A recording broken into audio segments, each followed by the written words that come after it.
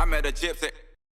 But like I said, the Gypsy Gang, like that was one thing. Like I was a fan of the podcast to like, but then to be a part of it as well is such a cool experience. But then like there'd be so many people that listen to the podcast that probably feel the exact same way I do. That's why they listen to it. Yeah. But it's just like, how many people can you bring together from that community? Or have started talking because of a podcast, or got someone thinking about an idea.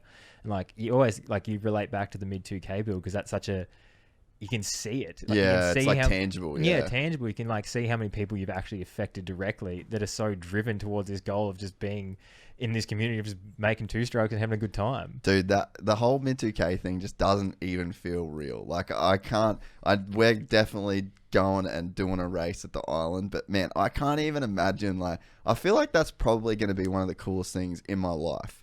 Is the Friday night when we line up all the bikes that everyone's built and they're on show and everyone's talking about like what they did and where they bought it and it was a piece of shit before I got it. Like, that is going to be like, I think that's probably going to be the moment of the 3 years of doing this podcast where I actually get like a real reality check of like, holy shit, like this is crazy. Even the crew that are sending in videos that they've done so far. Oh yeah, dude, that's going to be like, you know how I had that out of body experience at my 25th? Like honestly, that's how you create a moment like that, because you put so much effort in, you bring so many people together, you bring good people, and you just be in that moment. Like, that's all I did. Yeah, I just was in a good point in my life. I just achieved a goal in the World Cups. I was meeting good people. I was just excited for life. I brought everyone together.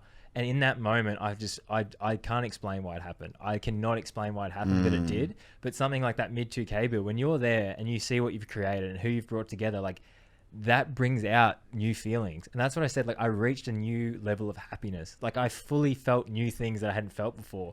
And it's because of all those, like, it doesn't just happen. Like, the MID2K build doesn't just happen. But it's not just me either. Like, that's everyone. And that's like the thing I think that makes it really cool, is when you realize that it's not you. Like, you just get to witness. Yeah. That's what I feels like. That, because really, like, it wasn't even my idea. It sort of was just, I couldn't even say whose idea it was. I know who the conversation, it was me and Sam watching a race, and then, but it wasn't, we didn't go, right, we're going to do this, this, this, and this. It evolved, and you can't even put it back to one event, one person. It can't be claimed by anyone. And maybe that's why it's so cool as well, is that like, hey, this is literally equal part everybody that has ever been a part of this show. Maybe that's why it's so, like, it's going to be so cool. When is it going to happen? I reckon in probably like January, for March or April. Yeah. Like, I want to do it right before the MX Nationals. Yeah. Because we could do it any time now. Like, the borders are open. But the problem is it's going to be so fucking hot. Like, and the island, it gets up over like 40 degrees. Yeah. So I don't want to do it and have it just be shit. I want people to be able to like actually enjoy it. If you run it and it all works out, like, why not just do it again?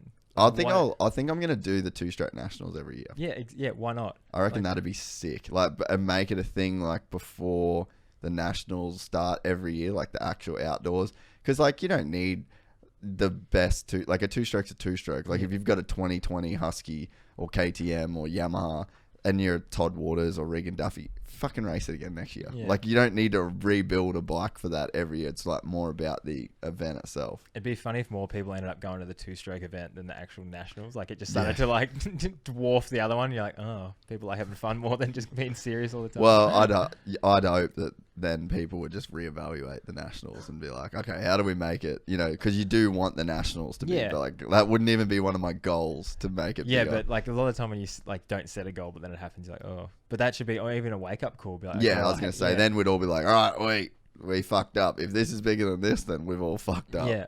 But I think that's just like, you get that pushing factor of like someone else to like make you want to do better, where it's like you need that, because it's just like, if you don't have that, you're like, well, we're good with what we're doing. We've got no competition. Hey, and you know what that is?